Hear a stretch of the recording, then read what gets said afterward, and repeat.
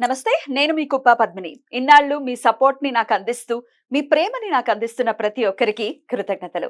ఇప్పుడు చూడబోతున్న ఈ వీడియో కూడా ఖచ్చితంగా మీకు ఉపయోగపడుతుంది.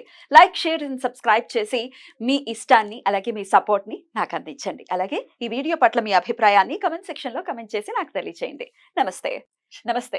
Welcome to our channel. నేను కుప్ప పద్మిని. ప్రస్తుతం మనతో పాటు ప్రముఖ ఆధ్యాత్మికవేత్త, నారీసేన ఫౌండర్, దత్త ఉపాసకురాలు శ్రీమతి లతా దత్త గారు మనతో పాటు ఉన్నారు. మాట్లాడదాం. నమస్తే అక్క.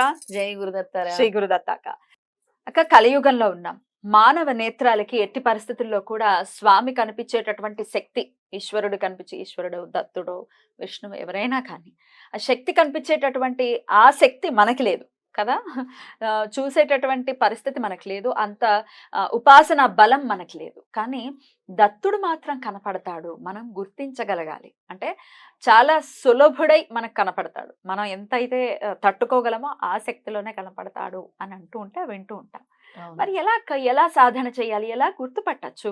ఎలా మనకి స్ఫురణకు వస్తుంది ఈయన స్వామే, ఈ రూపం స్వామిదే అని ఎలా మనకి స్ఫురణకు వస్తుంది? ఇత్యాది విషయాలు చెప్తారా?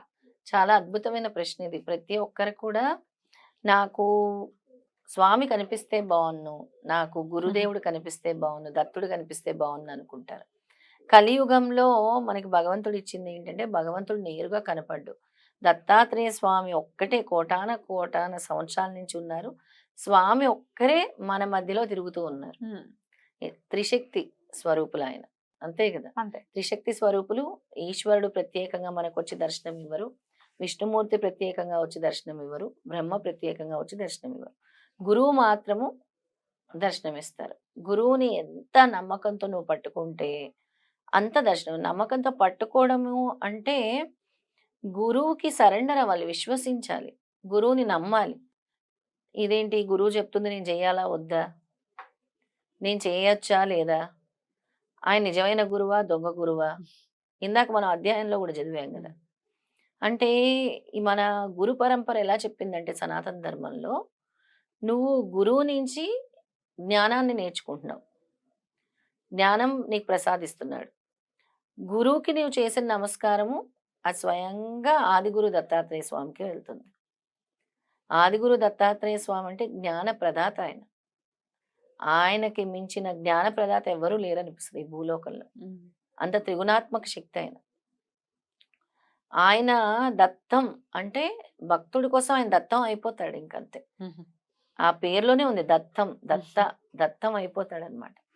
ఎవరైతే సర్వ శరణాగతి, అన్యదా శరణం నాస్తి స్వామి, నాకు మీరు తప్పించి వేరే దిక్కు లేదు, లేదా మీరే నన్ను ఈ సమస్య నుంచి బయటపడేయాలి, లేదా శుద్ధిగా నమ్మటం ఆయన కంప్లీట్ గా మీరే నన్ను ఇప్పుడు కాపాడాలి, మీరే నాకు ఇచ్చే, నాకు అలా కాపాడుతూనే నాకు తెలియదు స్వామి, నేను చేస్తున్నాను మీ సేవ, మరి మీకు లేదా బాధ్యత, మీరు నన్ను కాపాడరా అని ఆర్తితో అడిగితే ఎన్నో సందర్భాల్లో చేశారు స్వామి. ఎన్నో సందర్భాల్లో. మొన్న నాకు ఒక పెద్ద సమస్య వచ్చింది. అంటే పెద్ద సమస్య రీసెంట్ గా. మనమే ఏదో ఒకటి, మనకి ఏదో ఒక అవసరం ఉంటుంది, ఏదో చేస్తాము, ఒక గోల్డ్ లోన్ ఏదో పెడతాము, అలా మనకు సమయానికి చేతిలో డబ్బులు ఉంటాయి, ఉండకపోతాయి, ఏదో ఎక్కడో దానికి కట్టాల్సి వస్తుంది మనకి. ఏంటి ఆ సమయంలో, స్వామి నీకు తెలీదా నా దగ్గర ఏముందో, నా వస్తువు ఉంచాలనుకుంటే నువ్వు ఉంచుతావు, లేదు అది కాదు నాది కాదంటే నువ్వు తీసేస్తావు. నేను ఇలాగే అనుకున్నాను పద్మిని, ఇలాగే అనుకున్నాను, ఇలా అనుకున్నాను. స్వామి దారి చూపించి దాన్నే మళ్ళీ, అంటే ఎవరైనా నమ్ముతారు ఇలాంటి విషయాలు, అవి మనకు అనుభవపూర్వకంగా జరిగితేనే నమ్ముతారు. ఎలాగంటే మళ్ళీ నేను వాళ్ళు నాకు ఫోన్ చేయటం, మళ్ళీ దానికి టాపప్ వస్తుందంటాం, ఇంకొంచెం కడితే అవుతుందంటాం. అంటే ఇలాంటి విషయాలకు కూడా స్వామిని మీరు నమస్కరిస్తారా అంటే, ప్రతి విషయంలో ఇంకా ఆయనకు సరెండర్ అయిపోతే ప్రతి విషయం ఆయనకే చెప్పుకుంటాం. అంతే కదా. కష్టమైన సుఖమైన ఆయనతో ప్రతి విషయం. అసలు నిజం చెప్పాలంటే తిండి నిద్ర దగ్గర నుంచి కూడా ఆయనకే చెప్పుకోవాలి. ఒక విధంగా స్వామి నాకు నిద్ర వస్తుంది పడుకుంటాను అనే వాళ్ళు కూడా ఉంటారు. అంటే అంత సరెండర్ అయిపోతాం. స్వామి నేను ఇప్పుడు భోజనం చేస్తున్నాను నాయన, నేను తలుచుకుంటా. నేను ఎప్పుడో విన్నాను, ఇంట్లో నుంచి బయటికి వెళ్ళేటప్పుడు కృష్ణుడికి చెప్పండి, కృష్ణుడిని రమ్మనండి అని విన్నాను. అది నాకు ఎంత మనసులో అది విన్న వెంటనే లోపలే ఉండిపోయింది. ఇంకా అది బయటికి వెళ్ళట్లేదు అసలు. వెళ్ళదు. సో ఇంట్లో నుంచి బయటకు వెళ్తున్నప్పుడు ఫస్ట్ కృష్ణుడి పాదాలకి రాధమ్మ తల్లికి దండం పెట్టుకుని కృష్ణ పద అని అంటాను నేను. కృష్ణ పద అంటే ఆయన ఇదంతా నాతోనే ఉంటాడు.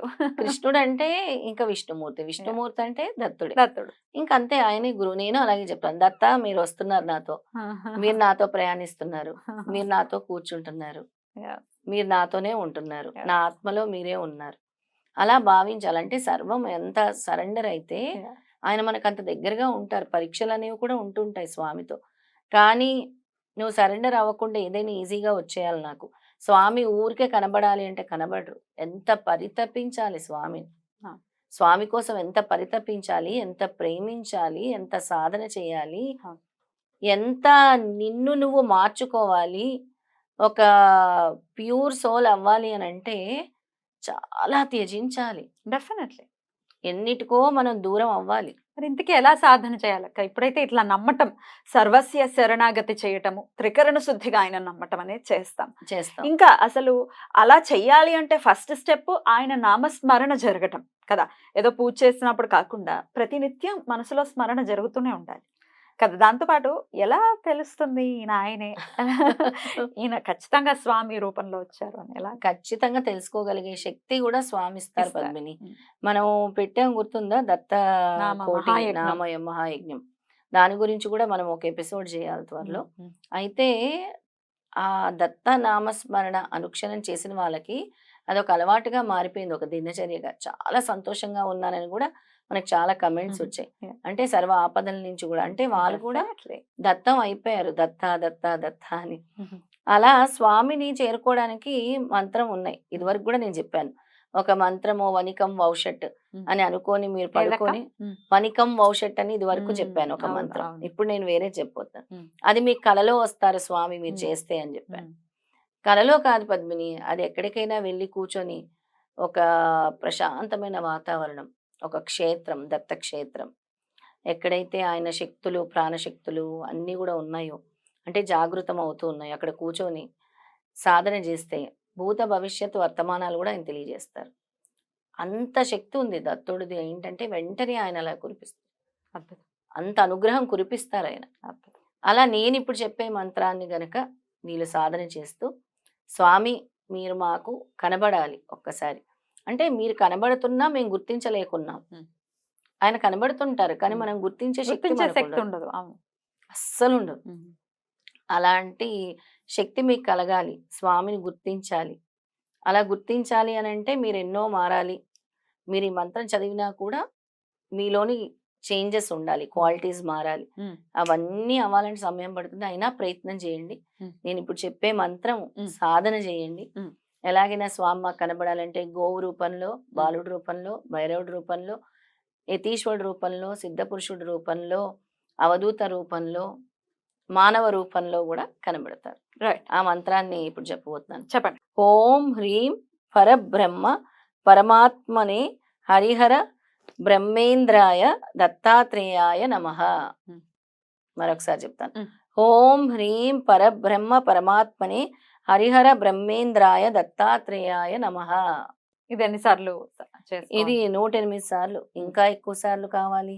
స్వామి మాకు ఏదో ఒక రూపంలో కనబడాలి. ఆ రూపంలో కనబడినప్పుడు మేము గుర్తించాలి స్వామిని, ఆయన అనుగ్రహం మాకు కావాలి అనుకునే వాళ్ళు ఎన్నిసార్లైనా చేయొచ్చు. బ్యూటిఫుల్ అక్క. డెఫినెట్ గా సాధన చేస్తూ ఓన్లీ ఈతి బాధలకి ఆయనని స్వామి నాకు ఈ కష్టం తీర్చు, నాకు ఈ కోరిక తీర్చు కాదు, ఆయన మీద ప్రేమ ఉంటేనే ఇది మనం చేరుకోగలమా, దీని ఒకసారి ట్రై చేద్దామనే ఖచ్చితంగా ఆలోచన. అవునవును, ఆయన చూడాలి అనే కోరిక ఉంటుంది చూసారా, అందరికీ ఉంటది. నాకు ఒక్కసారి భగవంతుడు కల్వతులు పెడతాము, గురు చరిత్ర పారాయణం జరుగుతూ ఉంటుందో 7 రోజులు కూడా వివిధ రూపాల్లో స్వామి వస్తున్నారు అక్కడ. బ్యూటిఫుల్. చాలా చాలా అద్భుతమైనటువంటి విషయాన్ని మాకు తెలియజేశారు. కృతజ్ఞతలక్క. నమస్తే. జై గురుదత్త. శ్రీ గురుదత్త.